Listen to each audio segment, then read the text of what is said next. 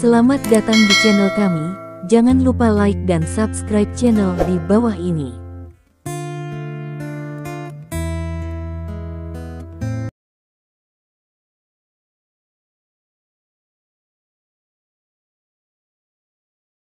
Bab 236.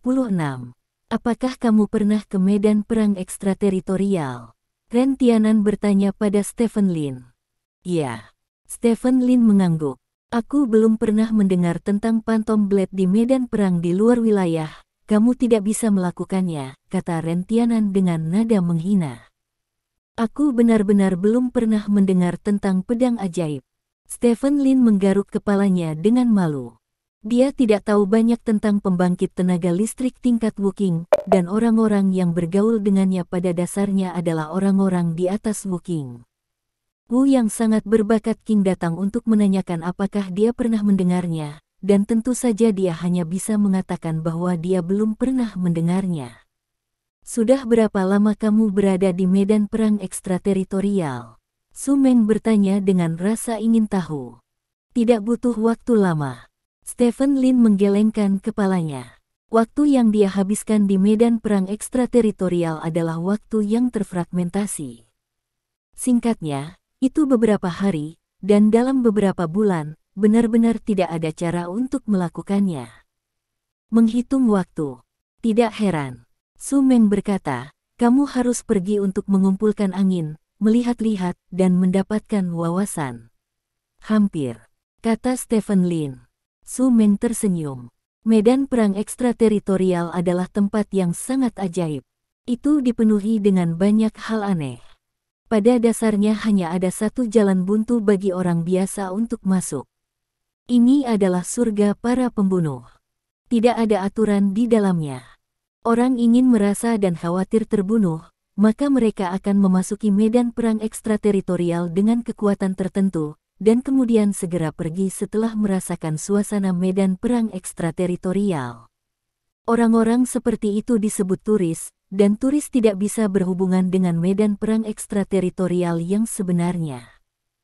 Jelas, Stephen Lin adalah turis. Woking kelas 5 memiliki kemampuan bertahan yang cukup di medan perang ekstrateritorial. Saya pernah tinggal di medan perang ekstrateritorial selama sebulan, kata Su Meng. Yah, apakah ada keuntungan? Stephen Lin bertanya. Kamu akan tahu kapan matahari terbenam, kata Su Meng. Apakah kamu pernah ke medan perang ekstrateritorial? Stephen Lin bertanya kepada dua lainnya. Aku pernah ke sana, kata Ren Tianan. Aku tidak. Terry menggelengkan kepalanya. Apakah kamu mendapatkan sesuatu? Stephen Lin bertanya pada Ren Tianan. Tidak, jika kamu ingin panen, kamu hanya bisa melihat takdir, kata Ren Tianan. Stephen Lin mengangguk. Medan perang ekstrateritorial adalah medan perang, tetapi juga tanah yang diberkati. Di medan perang ekstrateritorial, Anda tidak hanya menghadapi bahaya terbunuh kapan saja, tetapi pada saat yang sama, Anda juga bisa menjadi Tuhan. Tidak ada alasan lain, hanya karena medan perang ekstrateritorial adalah tempat paling ajaib di dunia ini. Ada banyak hal yang tidak dapat dijelaskan oleh sains modern dengan jelas. Seseorang memakan sepotong buah di dalamnya dapat meningkatkan kebugaran fisiknya beberapa kali. Seseorang di tempat tertentu setelah tidur di tempat yang sama, ketika Anda bangun, Anda akan menemukan bahwa Anda telah menjadi lebih muda, dan beberapa orang memiliki beberapa kemampuan khusus setelah digigit oleh serangga kecil. Singkatnya, sementara medan perang ekstrateritorial penuh dengan krisis yang tak terhitung jumlahnya, ia juga memiliki peluang yang tak terhitung jumlahnya, menarik sejumlah pembangkit tenaga listrik untuk memasukinya. Taji tulang di tubuh Stephen Lin diperoleh di medan perang ekstrateritorial. Seiring berjalannya waktu, Stephen Lin dan Ren Tian mengobrol santai, seolah-olah pertarungan sebelumnya tidak pernah terjadi. Stephen Lin menemukan bahwa orang-orang di sini diberi peringkat menurut posisi matahari. Setelah matahari miring ke barat, bayangan pertama milik orang terkuat, Magic Blade, dan bayangan kedua milik orang terkuat kedua. Kemudian urutkan mereka. Memesan. Bayangan tempat Sumeng berada adalah bayangan keempat di taman bermain. Dengan kata lain, kekuatan Sumeng menempati urutan keempat di taman bermain. Tidak heran Sumeng mengatakan bahwa dia harus membuka tengkoraknya nanti, dan itu bukan tanpa dasar. Ketika bayangan itu benar-benar menyelimuti lingkungan Stephen Lin, Sumeng berdiri dari tanah. Kami membicarakannya, dan sekarang saya akan memberi Anda dua cara untuk pergi. Kata Sumeng. Dua jalur yang mana? Stephen Lin bertanya. Yang pertama adalah menjadi bawahanku. Jika kita berdua bergabung, kecuali bilah sihir, semua orang sudah cukup untuk menekan mereka. Pada saat itu, kita bisa sepenuhnya mendapatkan bayangan kedua, kata Sumeng. Bagaimana dengan aturan kedua? Stephen Lin bertanya. Cara kedua, aku akan membunuhmu dan membalaskan dendam mereka berdua. Sumeng menunjuk Rentianan dan berkata kepada Tuoli. Kalau begitu aku akan memberimu cara untuk pergi. Stephen Lin menyeringai dan mengaitkan jarinya ke Sumeng, dan berkata, bertarunglah denganku, aku dalam suasana hati yang baik, bantu kamu membunuh bilah sihir, dan yang pertama aku akan memberimu sepotong bayangan. Petik 2. Sombong. Sumeng mendengus dingin, lengannya bergetar hebat, dan otot-ototnya langsung menegang. Stephen Lin tersenyum dan melihat sekeliling. Sebenarnya ada beberapa orang di sekitar yang ingin mencoba dan bertarung. Tampaknya semua orang di sini tercekik, dan begitu ada kesempatan untuk bertarung, mereka tidak akan pernah melepaskannya. Ayo, Stephen Lin mengaitkan jarinya ke Sumeng. Sumeng menyeringai dan menginjak tanah. Ledakan. Seluruh tanah bergetar hebat, dan kemudian, Sumeng menyerang Stephen Lin seperti bola meriam. Langkah Sumeng menyebabkan banyak orang di sekitarnya menoleh. Bagaimanapun, Sumeng adalah pria garang peringkat keempat, dan dia memiliki pertarungan yang lebih baik daripada yang lain.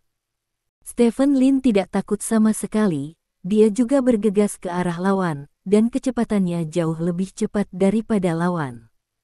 Berkedip, keduanya datang ke satu sama lain. Sumeng dan Stephen Lin melemparkan pukulan pada saat yang bersamaan. Kecepatan Stephen Lin lebih cepat dari Sumeng, jadi tinju Stephen Lin jatuh ke tubuh Sumeng terlebih dahulu. Ledakan. Sebuah ledakan keras, seolah-olah sepotong kayu besar telah memukul bel perunggu. Stephen Lin sedikit mengernyit.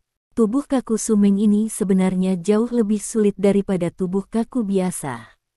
Dengan pukulan Stephen Lin, Wuking peringkat kelima biasanya akan tersingkir dan terluka.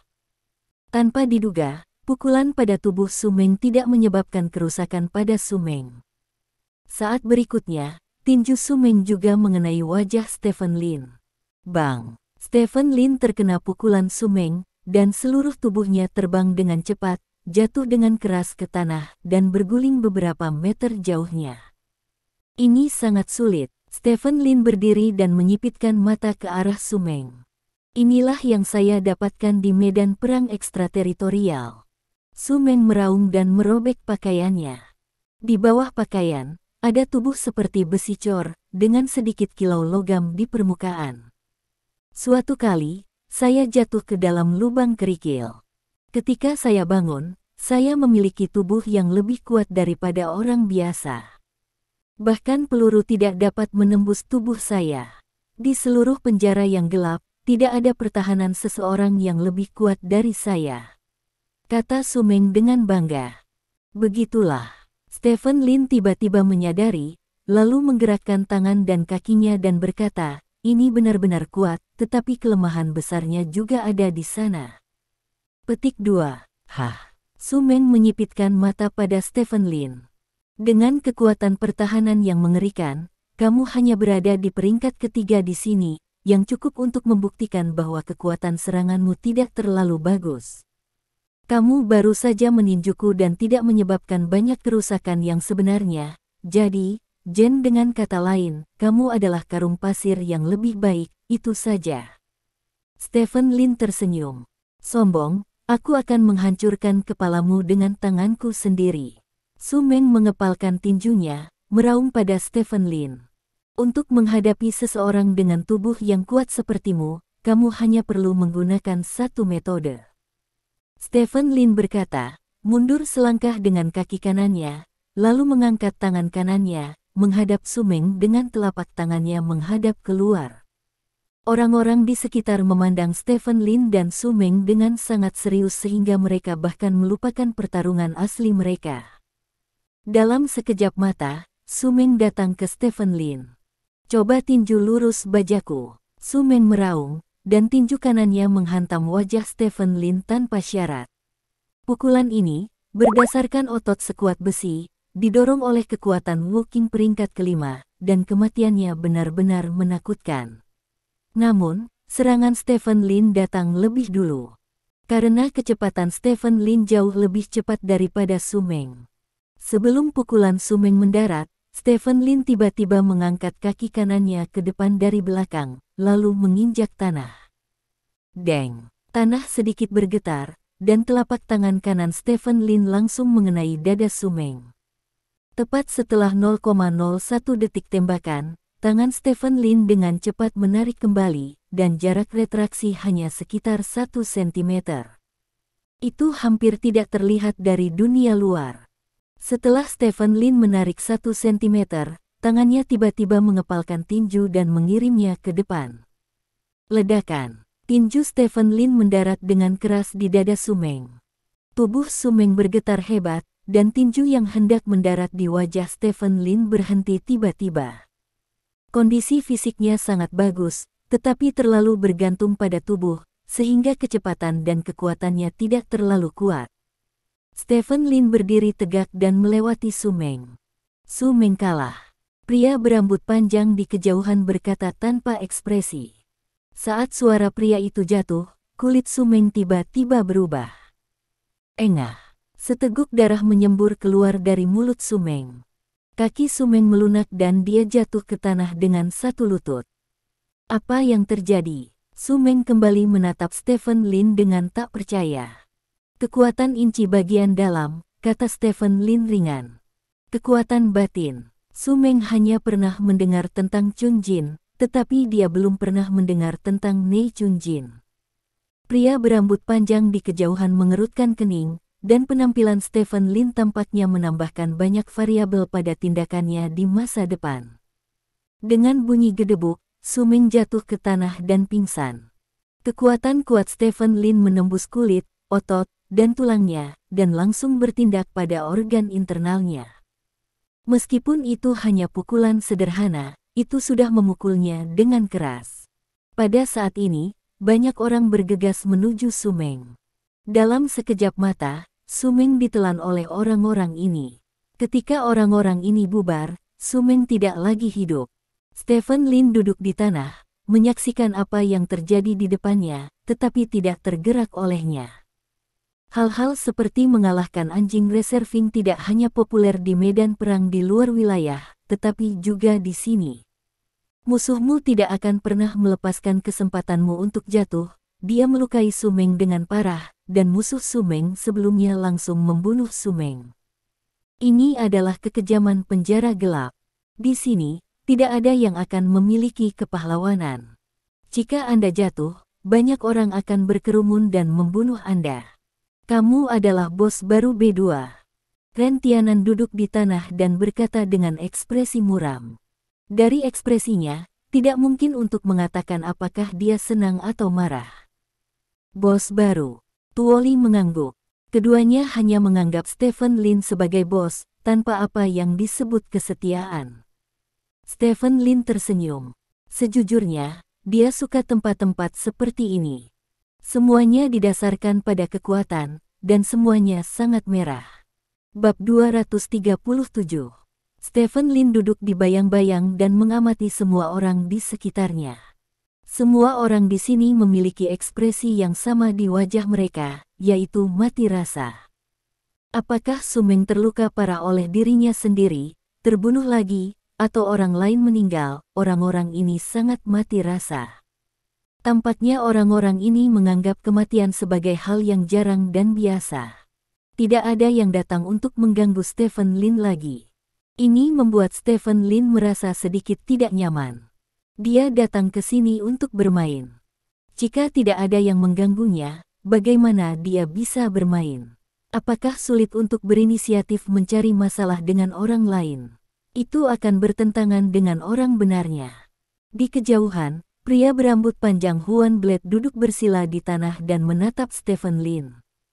Duduk di samping bilah sihir adalah bawahannya yang kuat, Sanzi. Di antara 5 peringkat, kamu bisa dianggap sebagai pemain yang bagus, kata bilah sihir. Yah, aku sangat mahir dalam mengerahkan kekuatan. Aku tidak bisa mempelajari 2 pukulan terakhir Sumeng, kata Sanzi. Ya, Phantom Blade mengangguk. Bos, apa yang harus saya lakukan dengan orang ini? Tanya Sanzi. Menjaga orang ini lebih berguna daripada membunuhnya. Huan Ren melirik meriam laser di tepi pagar dan berkata, operasi kami akan segera dimulai, dan jika ada 1 master lagi di puncak peringkat kelima, akan ada 1 umpan meriam lagi. Petik 2. Saya pikir juga begitu. Sanzi mengangguk. Kalau begitu jangan bergerak dulu, tunggu dengan sabar, dan tunggu besok datang, kata Phantom Blade. Ya, waktu berlalu sedikit demi sedikit. Stephen Lin menguap. Penjara gelap ini jauh lebih tenang daripada yang saya kira. Itu tidak pada tingkat yang sama dengan medan perang di luar wilayah. Medan perang di luar wilayah itu bertempur dan membunuh hampir sepanjang waktu. Di sini, biasanya gelombang setelah matahari miring ke barat, dan kemudian mati. Orang diseret, yang lain istirahat. Stephen Lin secara kasar menghitung bahwa ada sekitar 100 tahanan yang bisa dilihat di seluruh penjara yang gelap. Ada lebih dari 100 orang, yang merupakan jumlah yang cukup menakutkan, dan yang terlemah di antara orang-orang ini adalah Wuking peringkat pertama. Tentu saja, sebagian besar juga peringkat 1 Wuking, sekitar 50% adalah peringkat 1 Wuking, dan kemudian sekitar 45% adalah peringkat 2 hingga peringkat 4, sedangkan untuk peringkat 5 ke atas, sekitar 100% 5. Di antara mereka, bilah ajaib dikatakan memiliki kekuatan Wuking peringkat 7, tetapi dia telah dikendalikan dengan baik dan belum menunjukkannya, sehingga penjara tidak mengirimnya ke bawah tanah. Ini semua diberitahukan oleh Ren Tianqian kepada Stephen Lin. Stephen Lin membunuh Sumeng dan menaklukkan Ren Tianqian dan Tuoli. Keduanya secara alami tahu segalanya tentang masalah Stephen Lin. Seberapa kuat orang terkuat yang terkunci di bawah tanah ini? Stephen Lin bertanya dengan rasa ingin tahu. Ada kelas 6 hingga kelas 9, kata Ren Tianqian. Peringkat 6 ke peringkat 9. Bagaimana dengan peringkat 10? Stephen Lin bertanya dengan rasa ingin tahu. Peringkat 10 Wuking adalah ambang batas terakhir untuk melintasi Raja Bela Diri. Dibandingkan dengan peringkat 9 Wuking, kekuatan tempur peringkat 10 Wuking sudah memilikinya. Ini adalah peningkatan besar, dan sangat dekat dengan Raja Wu. Jadi Wuking kelas 10 juga memiliki pepatah Raja Wu setengah langkah. Kurasa tidak. Ren Tianan menggelengkan kepalanya dan berkata, dikatakan bahwa lantai 7 di bagian bawah hanya ditahan oleh para ahli seni bela diri peringkat 9. Saya belum pernah mendengar tentang lantai 8, jadi seharusnya tidak ada seni bela diri peringkat 10. Sekarang, petik 2. Wuking peringkat 10 adalah sumber daya yang langka, bagaimana bisa begitu mudah ditangkap? Menangkap Wuking kelas 10 berarti menangkap Raja Bela Diri masa depan. Jika Anda tidak menangkapnya, itu akan meninggalkan masalah besar untuk diri sendiri. Jadi umumnya, ketika Anda mencapai tingkat kelas 10 Wuking, Anda akan jarang ditangkap, baik Anda tidak akan melakukannya, atau Anda akan langsung membunuh. Kata Tuoli dengan tenang. Jadi begitu. Stephen Lin mengangguk. Ada rintangan antara Wuking peringkat 9 dan Wuking peringkat 10. Itu seperti Wuking kelas 5 yang menguasai tubuh kaku. Banyak orang tidak bisa melewati rintangan ini sepanjang hidup mereka. Begitu mereka melewatinya, kekuatan tempur mereka akan melonjak dengan cepat dan menjadi Wuking peringkat 10, dan selama peringkat 10 Wuking disetujui oleh Raja Wu, dia bisa disebut Raja dari Wu. Raja Wu mewakili puncak kekuatan dan ketenaran besar negara tidak melawan orang-orang seperti itu, atau melawan mereka sampai mati, jadi dapat dipercaya untuk mengatakan bahwa tidak ada Wuking kelas 10 di sini. Saat ini, orang-orang di taman bermain ini telah membuat Stephen Lin kehilangan minat. Yang terkuat adalah bilah ajaib dari peringkat ke-7. Ini benar-benar tidak ada bandingannya dengan peringkat ke-9. Wuking peringkat ke-9 terasa jauh lebih baik. Bagaimana cara turun ke sana? Stephen Lin bertanya. Jika kamu menunjukkan kekuatan jauh melampaui peringkat ke-5, kamu akan dikirim ke bawah.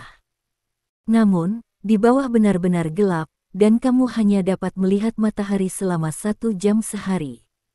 Selain itu, kamu harus tetap tinggal setiap saat. Dalam sel yang lembab, hidup lebih baik daripada mati, kata Tuoli. Mengapa saya tidak melihat mereka sepanjang hari-hari ini? Tanya Stephen Lin. Mereka ada di sana. Terry menunjuk ke gerbang besi tidak jauh, dan berkata, ada taman bermain kecil di sana, dan mereka memiliki waktu 1 jam setiap hari di siang hari di mana mereka dapat berjemur di bawah sinar matahari, tetapi setiap orang harus diborgol dengan rantai, dan setelah 1 jam, mereka akan dikirim ke tanah lagi. Petik 2. Apakah setiap orang punya waktu 1 jam untuk berjemur di bawah sinar matahari? Stephen Lin bertanya. Tidak. Tuoli menggelengkan kepalanya dan berkata, hanya orang-orang dari lantai 1 hingga 6 di bawah tanah, dan lantai 7 di bawah tanah, yang tidak akan dapat melihat matahari sepanjang hidup mereka. Petik 2. Kejahatan apa yang mereka lakukan dan perlu dikunci di tempat seperti itu? Stephen Lin bertanya. Aku juga tidak tahu. Tuoli menggelengkan kepalanya. Dalam sekejap mata, langit menjadi gelap. Dengan peluit, semua orang kembali ke sel mereka satu demi satu. Itulah akhir hari. Stephen Lin merasa bosan dan bertanya-tanya apakah dia harus bersenang-senang keesokan harinya. Setelah fajar keesokan harinya, Stephen Lin mengikuti semua orang ke taman bermain. Di taman bermain, orang-orang duduk di tempat yang berbeda, semuanya berdamai satu sama lain. Stephen Lin duduk bersila di tanah dan melihat orang-orang di sekitarnya seperti kemarin. Waktu berlalu sedikit demi sedikit. Matahari siang bersinar di tanah, dan semua orang berkeringat. Kenapa kamu masuk? Stephen Lin tiba-tiba bertanya pada Ren Qiangan di sampingnya. Aku. Ren Qiangan menyeringai dan berkata, istriku melarikan diri dengan seseorang. Aku mencari mereka selama 5 tahun, menemukan mereka, dan membunuh mereka semua. Petik 2. Oh, lalu kenapa kamu tidak terbunuh? Lin Feit diminta. Karena saya telah memasuki produk. Ren Qiangan berkata, setelah memasuki produk, saya tidak akan ditindak tegas, dan suami istri saya kebetulan adalah buronan. Saya juga dianggap sebagai perbuatan berjasa, jadi kelebihan dan kekurangannya sama. Saya dijatuhi hukuman penjara seumur hidup. Petik 2. Bagaimana denganmu? Stephen Lin memandang Tuoli. Ada pemburu yang berburu di padang rumput. Mereka membunuh salah satu serigala favoritku, dan aku membunuh mereka, kata Tuoli tanpa ekspresi. Pemburu ilegal. Stephen Lin bertanya. Terry mengangguk. Tidak heran kamu tidak terbunuh. Stephen Lin tiba-tiba menyadari, dan kemudian berkata, sebenarnya, kalian berdua tidak benar-benar jahat, meskipun kalian berdua membunuh orang. Petik 2. Bagaimana denganmu? Ren Qiangan bertanya. Saya tarik ulur dengan orang-orang di taman kanak-kanak dan mengusir mereka, kata Stephen Lin. Mati. Ren Qianqian bertanya. Tidak. Stephen Lin menggelengkan kepalanya. Cedera serius. Ren Qianqian bertanya lagi. Goresan, kata Stephen Lin. Ren Qiangan memandang Stephen Lin dengan heran dan berkata, itu saja. Ya, Stephen Lin mengangguk. Kalau begitu kamu adalah yang paling tidak bersalah di penjara yang gelap. Ren Qiangan menyeringai. Tidak bersalah. Stephen Lin tersenyum, apakah dia tidak bersalah? Dalam hal dosa masa lalu, dia lebih berdosa daripada semua orang di sini. Pada saat ini, Stephen Lin tiba-tiba mendengar suara pecah. Suara pecahnya udara datang dari langit. Stephen Lin tiba-tiba mengangkat kepalanya. Yang lain juga mendengar suara itu dan mengangkat kepala mereka juga. Di langit, beberapa lampu api jatuh dari langit. Melihat cahaya api ini, banyak orang sedikit bingung dan tidak tahu apa itu. Peluru pedang api. Hati-hati bersembunyi. Stephen Lin berteriak keras. Pedang api. Kata ini sangat asing di penjara gelap sehingga banyak orang tidak segera merespons. Kecepatan reaksi Stephen Lin sangat cepat, dan dia segera bergegas ke bunker terdekat. Pada saat yang sama, banyak orang yang bereaksi dengan cepat melarikan diri. Bum bum bum. Beberapa ledakan keras. Peluru pedang api mendarat di tepi dinding penjara dengan akurat, meledakkan lebih dari setengah dari seluruh dinding penjara. Meriam laser di dinding langsung hancur berkeping-keping. Ada semburan tinnitus di telinga banyak orang, dan debu dan kerikil berserakan di mana-mana. Beberapa orang tidak beruntung. Mereka langsung diledakkan oleh Yu Wei yang licik dan menabrak dinding. Pada saat yang sama, alarm berbunyi. Semuanya, segera kembali ke sel kalian. Suara sipir datang dari speaker, dan kemudian semua sel yang tadi ditutup semuanya dibuka pada saat ini. Namun, sel itu sepertinya baru saja didesinfeksi, dan ada semburan asap putih di dalamnya. Kembalilah ke sel sekarang, bukankah kita akan mati? Teriak seseorang. Jika kamu tidak kembali ke sel, kamu akan segera dieksekusi, kata sipir. Mengikuti kata-kata sipir, sekelompok penjaga penjara bergegas ke taman bermain dengan senapan laser di tangan mereka.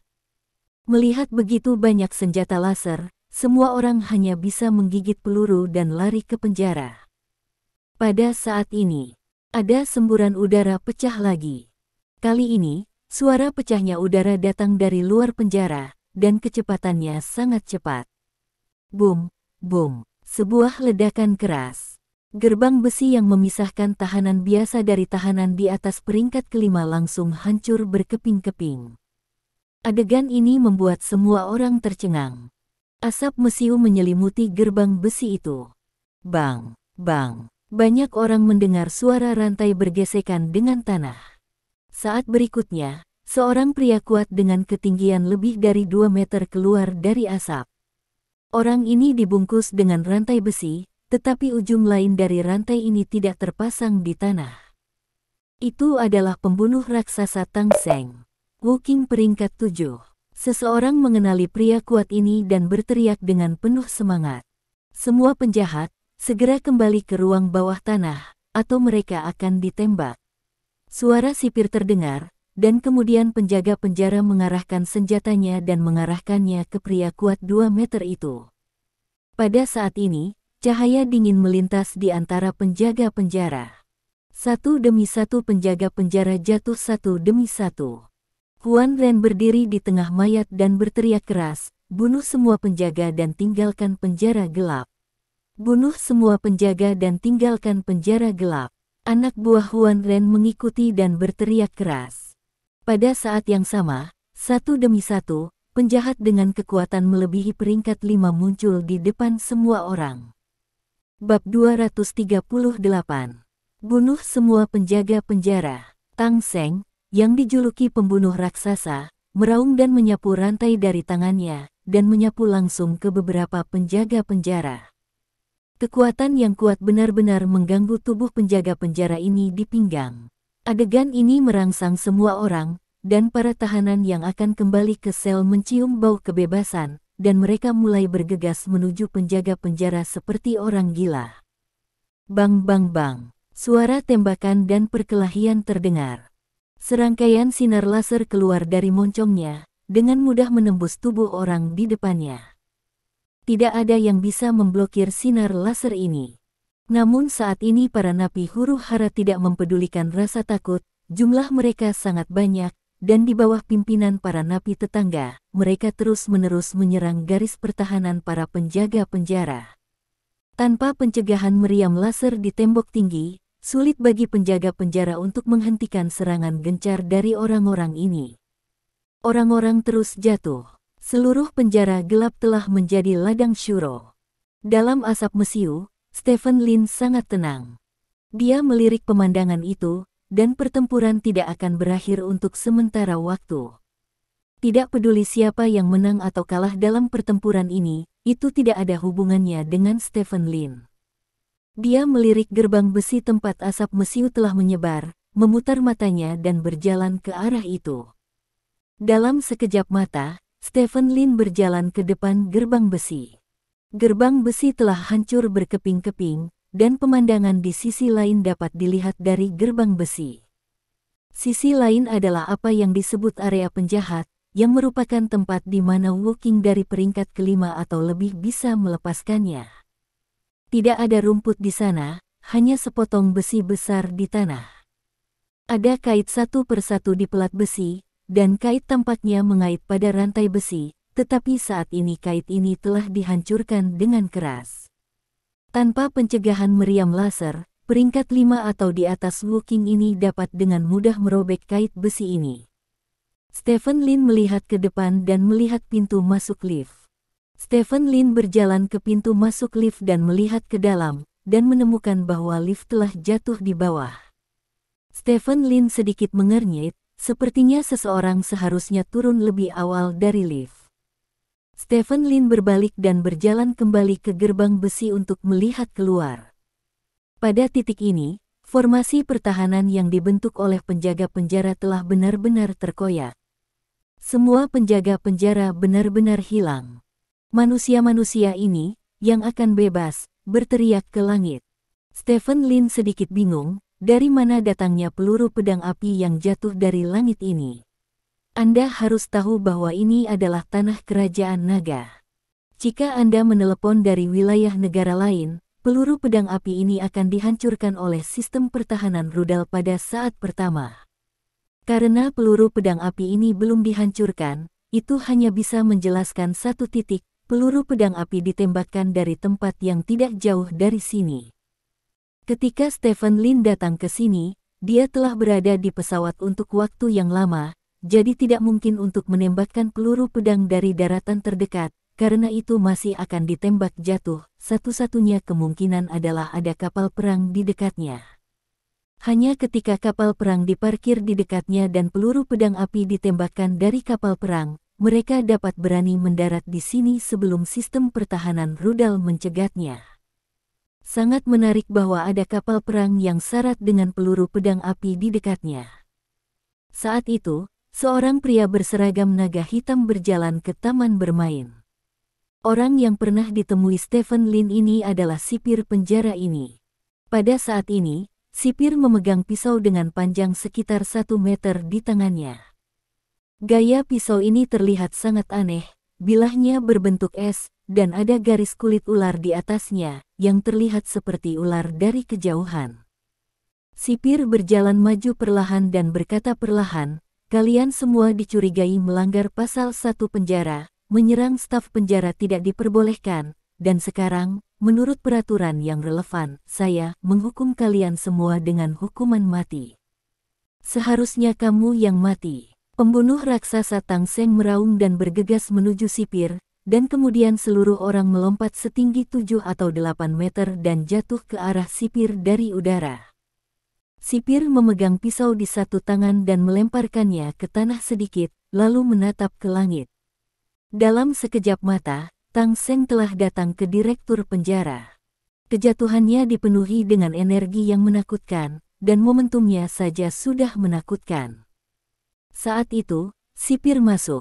Sambil memegang pisau di tangannya, dia mengayunkannya dengan tajam, lalu menarik kembali tangannya. Ketika Tang Seng, yang berada di udara, jatuh di atas kepala sipir, seluruh tubuhnya tiba-tiba terbelah dari tengah. Dengan cara ini, tubuh kiri dan kanan Tang Seng melewati tubuh sipir, dan akhirnya jatuh dengan keras ke tanah. Kedua bagian tubuh berguling beberapa meter di tanah, dan organ serta darah ada di mana-mana. Tubuh sipir juga berlumuran darah, dia mengangkat tangannya, menyeka darah dari pisau dengan lembut, dan kemudian perlahan berjalan ke depan. Adegan ini membuat semua tahanan yang hadir tercengang. Wu Qing peringkat ke-7 benar-benar terbunuh oleh pedang. Sipir ini ternyata ahli yang menakutkan. Peringkat 9 Wu Qing. Stephen Lin menyipitkan mata ke sipir. Dia samar-samar merasa bahwa sipir itu sangat kuat sebelumnya, tetapi dia tidak tahu seberapa kuat itu. Sekarang sipir membuat pisau, dia tahu bahwa sipir adalah Wu Qing peringkat 9, dan hanya Wu Qing kelas 9. Bisa begitu cepat pedang. Wu Qing 9 peringkat dianggap sebagai ahli top bahkan di dalam klan naga, jadi itu normal baginya untuk menjaga penjara gelap. Namun, bahkan Wu Qing peringkat 9 tidak cukup untuk menghalangi orang-orang yang tinggal di sana. Ada lebih dari 100 orang yang hadir, di antara mereka, ada Wu Qing peringkat 8. Meskipun ada kesenjangan antara peringkat 8 dan 9, masih ada Wu Qing peringkat 7 dan 6 di sebelahnya. Peringkat ke-8. Mungkin tidak mudah bagi sipir untuk menangani begitu banyak orang sendirian. Bunuh dia. Seorang pria kuat berteriak dan bergegas menuju sipir. Setelah itu, banyak orang di sekitar bergegas menuju sipir pada saat yang bersamaan. Sipir melihat sekeliling kerumunan, mulutnya sedikit berubah, dan tiba-tiba bersiul. Peluit ini tidak keras, tetapi dengan mudah menembus teriakan di sekitarnya dan memasuki telinga semua orang. Mendengar peluit ini, pikiran semua orang tiba-tiba berdengung, dan kecepatan seluruh orang berkurang banyak. Setelah itu, sipir bersiul dan bergegas ke kerumunan. Di kejauhan, pupil Stephen Lin tiba-tiba menyusut. Sipir ini sebenarnya adalah orang dengan kemampuan khusus. Yang disebut orang berkemampuan khusus adalah orang yang menguasai kemampuan khusus tertentu. Su Meng sebelumnya adalah orang berkemampuan khusus, dan dia bisa membuat tubuhnya jauh lebih kuat daripada tubuh kaku biasa. Orang seperti ini sangat langka, saya tidak menyangka akan ada 2 orang di penjara ini. Kemampuan khusus sipir seharusnya adalah dia dapat menggunakan gelombang suara untuk memperlambat kecepatan orang. Bahkan jika Stephen Lin mendengarkan peluit, dia merasa bahwa respons seluruh orang menjadi lamban. Stephen Lin mengangkat tangannya dan menamparkan dirinya sendiri. Dalam sekejap, perasaan tidak responsif segera menghilang. Di taman bermain, pembantaian dimulai. Tahanan ini, yang kecepatan rata-ratanya telah turun setidaknya 30%, sama sekali bukan tandingan sipir. Dalam sekejap mata, setidaknya 10 orang dipotong menjadi 2 oleh pisau sipir. Di antara 10 orang ini, ada Wu Qing peringkat 8. Bahkan Wu Qing peringkat 8 tidak bisa memegang pisau sipir, orang bisa membayangkan betapa menakutkannya kekuatan sipir. Secara umum, Wu Qing peringkat 9 tidak akan terlalu menghancurkan Wu Qing peringkat 8. Namun, sipir memiliki kemampuan khusus, yang melemahkan kecepatan Wu Qing kelas 8, dan kecepatan sipir pada awalnya lebih tinggi dari itu. Dari pin Wu Qing ke-8, dengan cara ini, pin Wu Qing ke-8 tidak bisa menghindari pisau sipir sama sekali. Pada saat ini, para tahanan akhirnya merasa takut. Mereka dengan cepat mundur, menjauh dari sipir. Sipir berdiri di tengah taman bermain, dikelilingi oleh ratusan orang ke segala arah. Yang terlemah dari orang-orang ini adalah Wu Qing peringkat pertama, dan yang terkuat mencapai level 7-8 peringkat Wu Qing, tetapi tidak ada yang berani melakukannya. Ambil tindakan terhadap sipir. Sipir, memegang pisau di satu tangan, melihat sekeliling kerumunan dan berkata, "Sebenarnya, saya ingin mencari kesempatan untuk membunuh Anda bajingan sejak lama. Tetapi karena peraturan di atas, saya hanya bisa melihat Anda dan belatung. Hiduplah sama, sekarang, aku harus berterima kasih karena telah memberiku kesempatan seperti itu." Petik 2. Hati semua orang membeku. Jika sipir membunuh dengan tidak bermoral, maka mereka benar-benar tidak punya cara untuk bertahan hidup. Pada saat ini, Stephen Lin tiba-tiba mendengar ledakan keras. Suara itu keras, seolah-olah lift telah kembali ke tanah. Stephen Lin, termasuk yang ada di taman bermain, menoleh untuk melihat ke arah suara itu. Benar saja, lift kembali ke tanah. Kelas 1K, pintu lift terbuka. 4 orang keluar dari lift.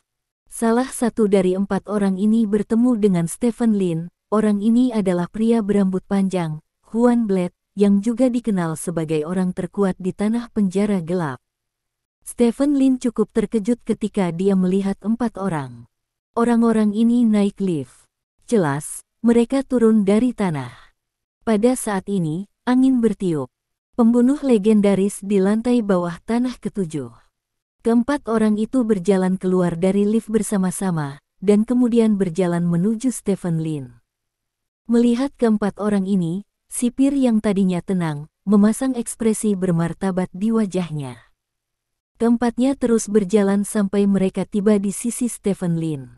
Stephen Lin hanya ingin minggir, tapi tak disangka, seorang pria gemuk di antara keempatnya tiba-tiba meninju Stephen Lin. Pukulan ini sangat cepat, jauh melebihi Su Meng sebelumnya. Stephen Lin mengangkat tangannya untuk memblokir di depannya, lengannya terkena pukulan keras, dan dia terbang ke belakang, menabrak dinding dengan keras, merobohkan dinding, dan tubuhnya tenggelam dalam puing-puing. Semut-semut itu menghalangi, kata Fatih dengan nada menghina. Huan Ren tersenyum dan berkata, itu baru kemarin, saya punya beberapa trik, saya berencana untuk menaklukkannya, tetapi saya tidak berharap itu akan dibunuh oleh Anda. Petik 2. Fatih mencibir dan berkata, di bawah peringkat ke-9, semuanya buang-buang waktu. Petik 2. Kau benar. Pisau ajaib itu mengangguk, lalu mereka melangkahi gerbang besi yang rusak dan datang ke taman bermain. Kami bertemu lagi. Kuai Dao, Sue Tianyu. Salah satu dari 4 pria berambut putih memandang sipir dengan acuh tak acuh dan berkata. Bab 239. Pisau cepat Sue Tianyu. Ini adalah nama kode sipir. Banyak orang memiliki nama kode, dan pada dasarnya diberikan oleh orang lain. Fungsi utamanya adalah untuk mencerminkan desain khusus seorang seniman bela diri. Misalnya, Sue Tianyu, pisau cepat, nama kodenya sangat mudah untuk memberitahu orang bahwa pisaunya sangat cepat. Rubah perak Bai Hao, peminum grele, dewa babi ludacang. Orang-orang di sekitar berteriak kaget. Tidak ada alasan lain, tetapi karena ketiga Huan Ren yang mengikuti semuanya adalah legenda. Masing-masing dari ketiga orang ini adalah kekuatan Wu Qing peringkat 9. Mereka telah membuat nama untuk diri mereka sendiri ketika mereka berada di luar, tetapi mereka akhirnya menghilang. Beberapa mengatakan mereka mati, beberapa mengatakan mereka tertangkap. Sekarang mereka bertiga ada di sini bersama, hanya ada satu penjelasan. Ketiga orang ini semuanya adalah pembunuh tak tertandingi yang dipenjara di lantai 7 penjara gelap. Yang berambut perak adalah Rubah Perak Bai Hao, pria dengan hidung rosacea adalah pemabuk grele, dan pria gemuk yang meninju Stephen Lin adalah dewa babi ludacang. Penampilan ketiga orang ini memiringkan keseimbangan medan perang. Awalnya, Sue Tianyu, sipir dengan kemampuan khusus, hampir menekan para pembunuh ini, tetapi sekarang, penampilan 3 peringkat 9 Wu Qing telah menyalakan kembali api harapan bagi para pembunuh ini. Dengan 3 orang ini, mudah untuk membunuh Sue Tianyu. Sue Tianyu, ayo pergi, kami tidak akan membunuhmu. Huan Ren memandang Sue Tianyu dan berkata, tugasku, aku hanya bisa memilih untuk bertarung denganmu saat ini. Sue Tianyu berkata tanpa ekspresi saat dia melihat beberapa orang di depannya. Kalau begitu pergilah ke neraka. Bai Hao berteriak dengan dingin dan langsung bergegas ke Sue Tianyu. Mulut Sue Tianyu tiba-tiba berubah bentuk, membuat peluit tajam. Tubuh Bai Hao membeku sesaat, dan pada saat berikutnya, Sue Tianyu telah meledak dengan kecepatan yang menakutkan dan datang ke Bai Hao. Pada saat ini, kecepatan Sue Tianyu jauh lebih cepat dari sebelumnya. Sue Tianyu menebas Bai Hao dengan pisau yang sangat tajam. Wajah Bai Hao sedikit berubah, kekuatan Sue Tianyu tampak lebih kuat dari saat dia melihatnya sebelumnya. Tubuh Bai Hao dipelintir secara paksa, berusaha menghindari pisau, tetapi pisau Sue Tianyu terlalu cepat. Dalam sekejap mata, pisau Sue Tianyu telah menebas tubuh Bai Hao. Kong, tabrakan antara pisau dan daging membuat suara pengiriman logam. Namun, suara itu cepat berlalu. Saat berikutnya, pisau Sue Tianyu telah merusak kulit Bai Hao. Tubuh kaku dari Wuking peringkat 9 yang perkasa tidak mampu memblokir pisau Sue Tianyu. Wajah Sue Tianyu acuh tak acuh, dan tangannya yang memegang pisau terbanting. Mendesis, bilahnya menembus otot Bai Hao sekali lagi, seolah-olah dia ingin memenggal lengan kiri Bai Hao. Pada saat ini, sosok berputar tiba-tiba muncul di samping Sue Tianyu. Sosok itu sangat cepat, tampak seperti teleportasi, dan dengan putaran yang kuat, seluruh kaki kanan menyapu ke arah sisi Sue Tianyu. Orang ini mengesankan Gerel yang berdiri di kejauhan sebelumnya. Sue Tianyu bereaksi dengan cepat dan tiba-tiba mengeluarkan pisau dan memblokirnya di sisinya. Ledakan. Kaki Gerele menyapu pisau Sue Tianyu dengan kuat, dan kekuatan yang kuat langsung membengkokkan bilahnya. Tubuh Sue Tianyu didorong oleh kekuatan yang kuat ini dan terbang ke samping dengan cepat. Sue Tianyu tiba-tiba mengangkat tangannya dan memasukkan pisau ke tanah. Klang-kang-kang, bilahnya menebas tanah, meninggalkan bekas pisau sepanjang 7 hingga 8 meter. Mengandalkan ketahanan pedangnya, Sue Tianyu mampu menghentikan tubuhnya. Tepat ketika Sue Tianyu hendak melawan, tubuh besar Lu Dachang telah muncul di belakang Sue Tianyu. Lu Dachang membuka tangannya dan memeluk Sue Tianyu dengan senyum menyeringai. Sue Tianyu tidak punya waktu untuk bereaksi, dan dipeluk oleh Lu Dachang. Kekuatan mengerikan, bersama dengan lemak, dengan cepat menekan tubuh Sue Tianyu. KKK, tulang-tulang tubuh Sue Tianyu membuat kegentingan yang mengerikan. Seluruh wajah Sue Tianyu memerah, karena dia diremas begitu kuat sehingga dia tidak bisa lagi meniup peluit, dan otot serta tulangnya menahan kekuatan yang jauh melebihi batasnya. Engah. Seteguk darah menyembur keluar langsung dari mulut Sue Tianyu. Lu Dachang tertawa liar, membuka mulutnya dan menggigit leher Sue Tianyu secara langsung. Ah! Sue Tianyu berteriak, dengan paksa membalikkan pergelangan tangannya, membalikkan arah pisau tajam di tangannya, dan memasukkannya ke tangan Lu Dachang. Di bawah rasa sakit Lu Dachang, dia langsung menendang Sue Tianyu dan terbang keluar. Tubuh Sue Tianyu berguling beberapa kali di tanah, dan kemudian dengan cepat berdiri. Darah mengalir dari leher Sue Tianyu. Lu Dachang menggigit sepotong daging dari lehernya. Anda tahu, Sue Tianyu telah menguasai tubuh yang kaku. Bahkan sebilah pisau pun sulit untuk menembus pertahanannya, dan Lu Dachang menggigit daging di lehernya hanya dengan satu gigitan, yang cukup untuk melihat betapa mengerikannya gigi Lu Dachang. Untungnya, aorta Sue Tianyu tidak terluka. Sue Tianyu tersentak dan berdiri di tempat, memegang pisau dengan satu tangan dan menancapkan ujung pisau ke tanah. 3 seniman bela diri peringkat 9 mengelilinginya dalam segitiga. Lebih jauh, ada ratusan Wuking dengan berbagai kekuatan. Kekuatan ini lebih dari cukup untuk menghancurkan bahkan sebuah kota kecil. Ayo pergi, kapalnya akan segera datang. Aku tidak punya waktu untuk bermain dengannya di sini, kata Phantom Blade.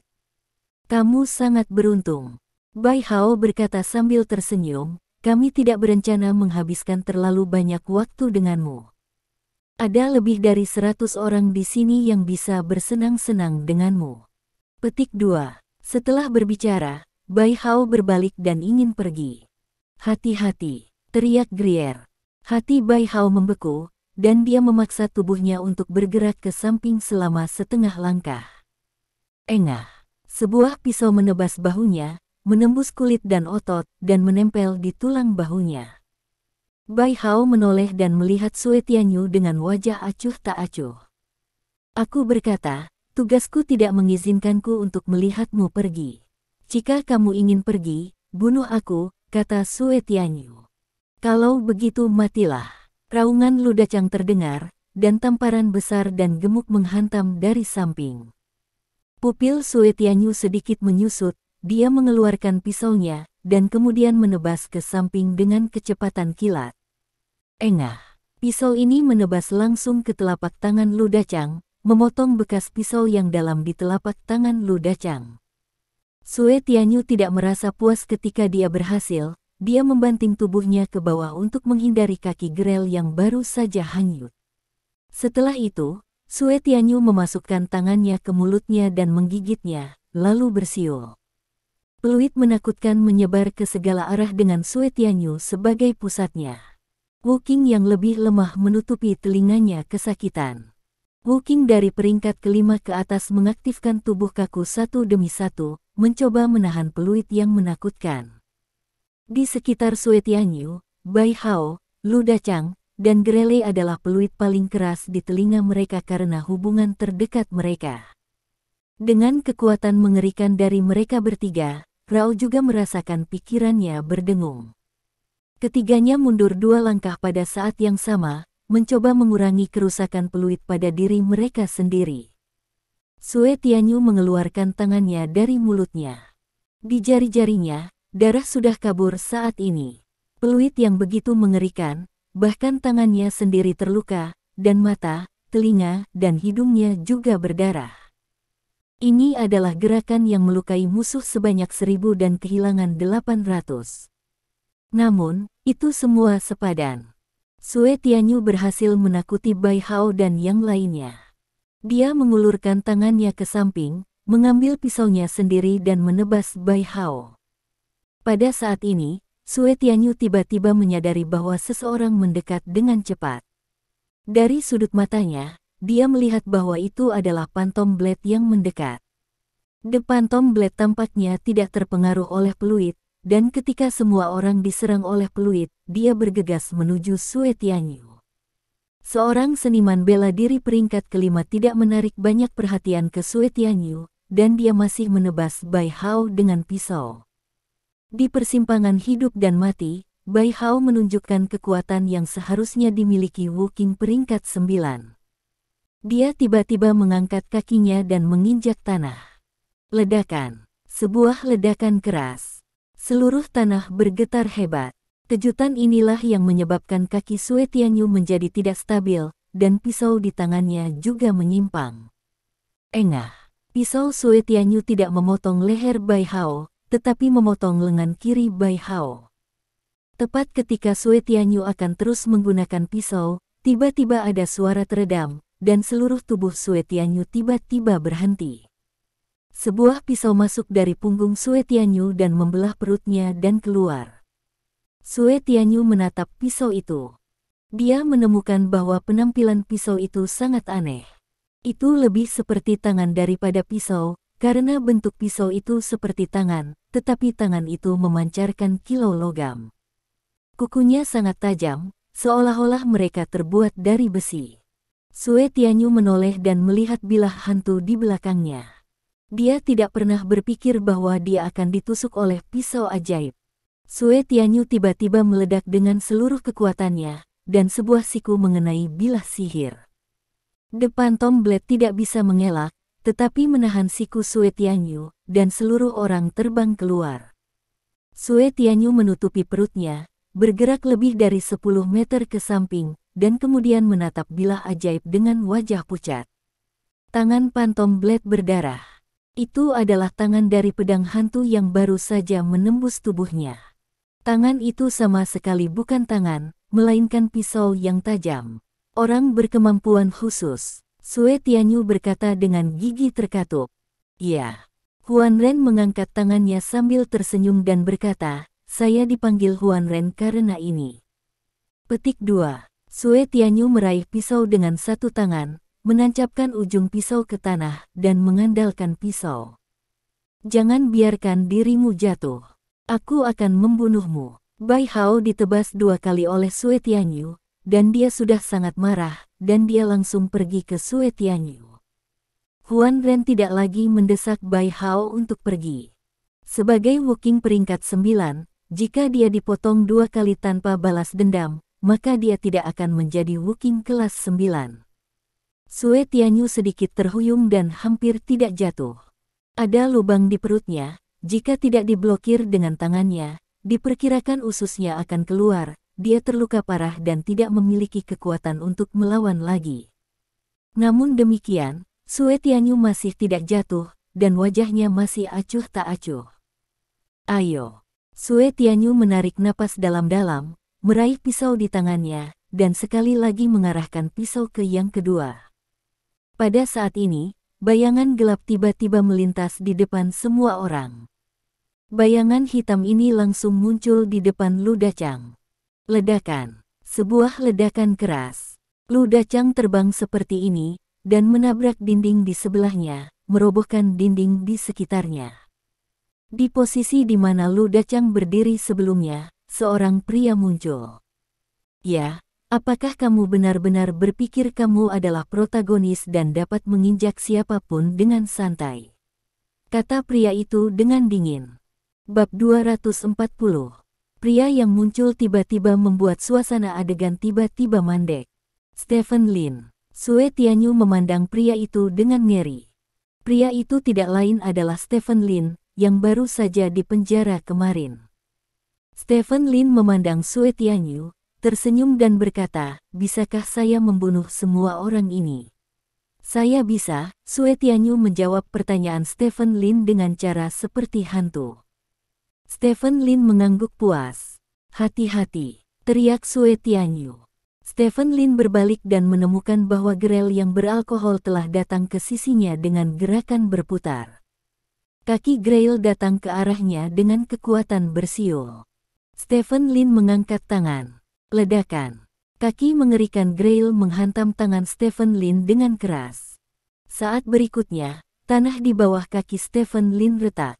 Namun, Stephen Lin sendiri berdiri di sana, tak bergerak. Murid Grail menyusut tiba-tiba. Dia belum pernah melihat seseorang yang bisa berdiri diam di bawah kakinya.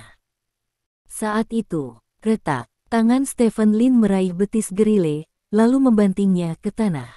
Tubuh Grail jatuh ke tanah tak terkendali.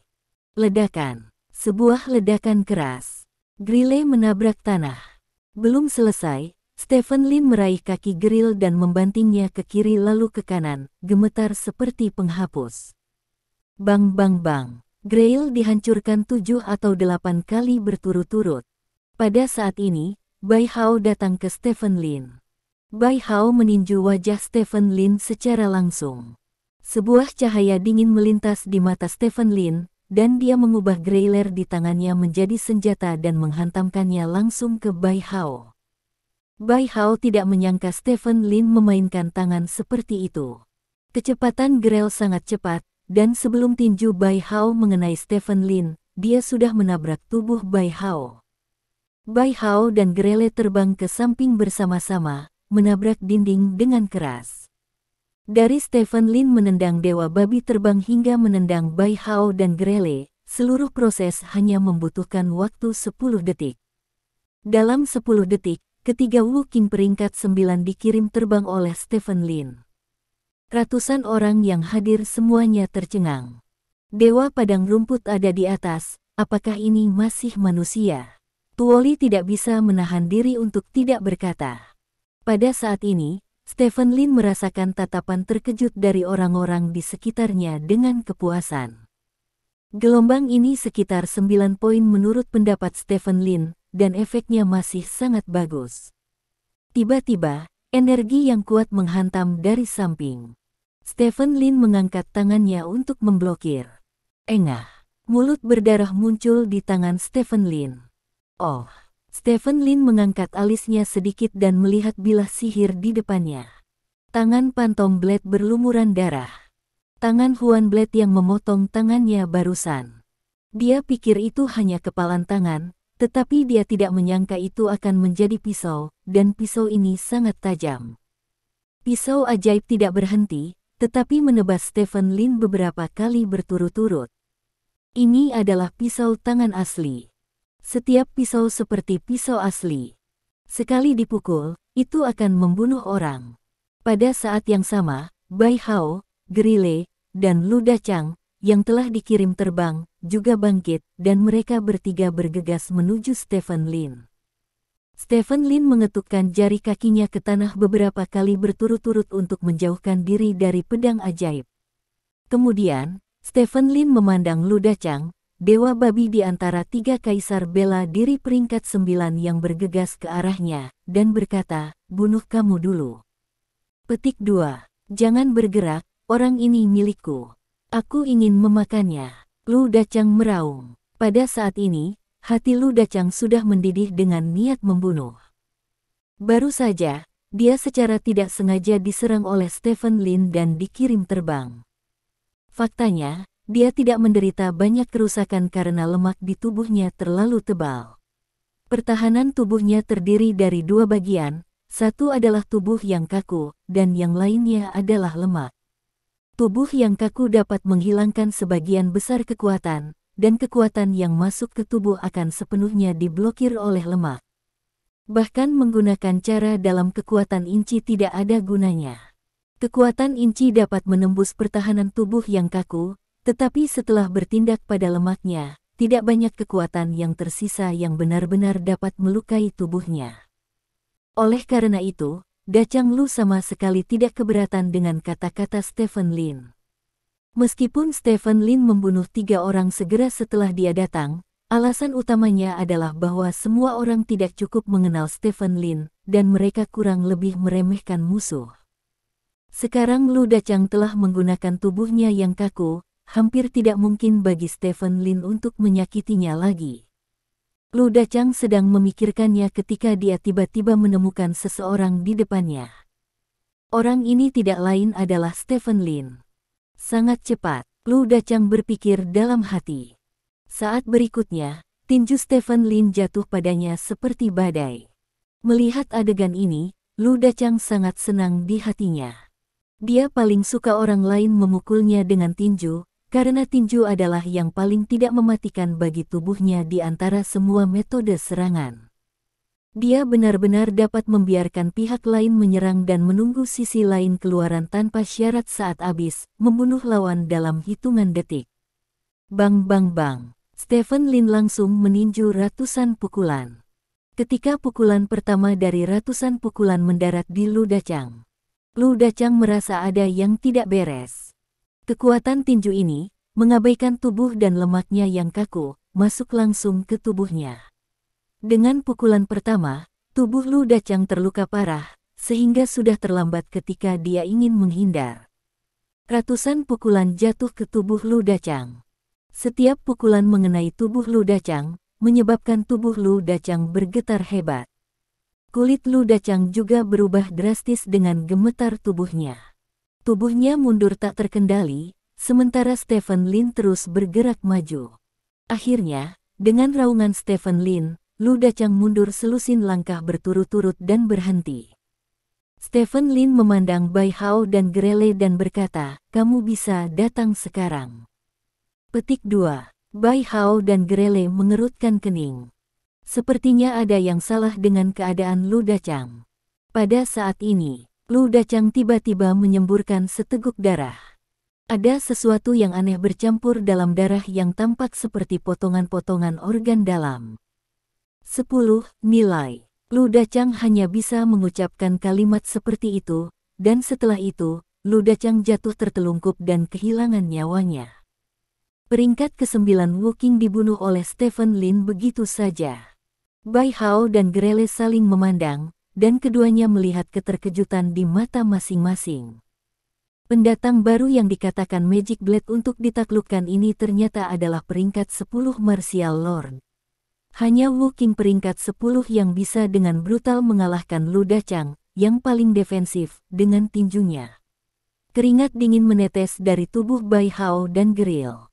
Ketika mereka bertarung dengan Sue Tianyu sebelumnya, mereka benar-benar kelelahan, dan sekarang mereka tidak memiliki kesempatan sama sekali ketika menghadapi Wu-King kelas 10 yang hampir makmur. Kesenjangan antara Wu-King peringkat 10 dan Wu-King kelas 9 tidak sedikit.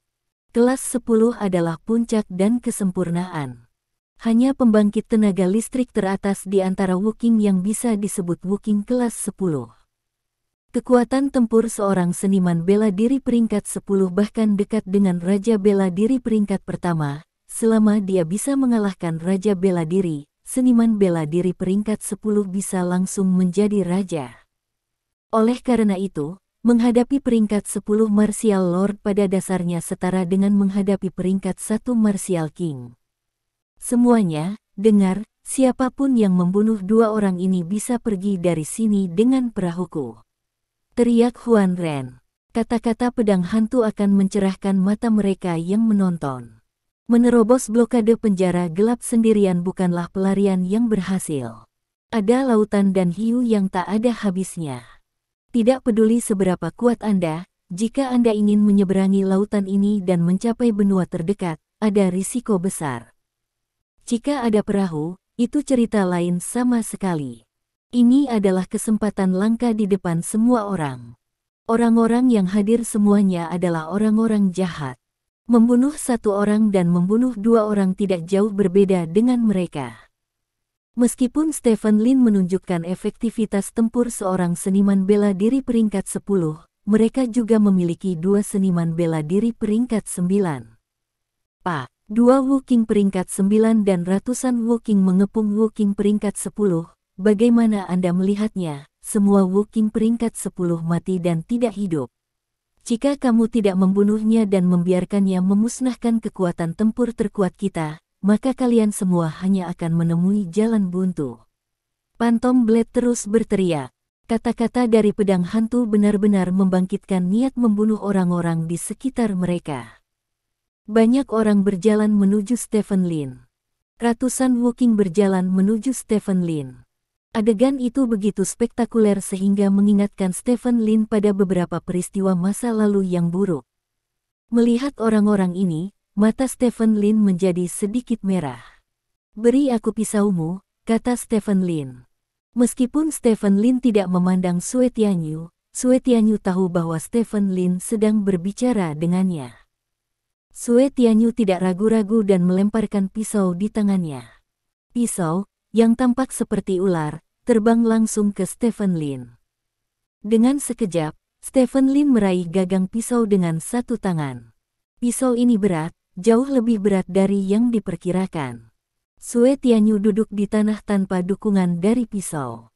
Dia memandang Stephen Lin, meskipun dia kagum dengan kekuatan Stephen Lin, dia tidak optimis sama sekali. Peringkat ke-10 Wu-King kuat, tetapi dalam menghadapi ratusan pemimpin kuat Wu-King yang dipimpin oleh dua peringkat 9 Wu-King, sulit bagi Wu-King peringkat 10 untuk menang. Beberapa tahun yang lalu, saya dikelilingi oleh orang-orang seperti ini. Stephen Lin melihat sekeliling pada semua orang yang hadir dan berkata dengan ringan, "Waktu itu, banyak orang mengorbankan hidup mereka untuk membuat saya tetap hidup, dan itu juga ada di sana. Setelah satu kali berlalu, saya membangun makam jenderal." Petik 2. Orang-orang di sekitar sedikit bingung, tidak tahu apa yang Stephen Lin bicarakan. Sejak saat itu, saya berkata pada diri sendiri bahwa saya tidak akan membiarkan diri saya jatuh ke dalam situasi putus asa lagi, jadi saya bekerja keras setiap hari untuk membuat diri saya lebih kuat. Stephen Lin melanjutkan, "Dia sudah gila, ikut aku." Bai Hao meraung dan bergegas menuju Stephen Lin. Pada saat yang sama, Grele, Huan Ren, dan Wu-King di sekitarnya bergegas ke Stephen Lin pada saat yang sama. Stephen Lin meraih gagang pisau, bilahnya dimiringkan, dan ujung pisau menghadap ke tanah. Melihat orang-orang ini, mata Stephen Lin benar-benar diselimuti warna merah. "Saya bersumpah kepada langit bahwa siapapun yang mengelilingi dan membunuh saya akan dibunuh tanpa ampun." Terima kasih. Sampai jumpa di bab selanjutnya.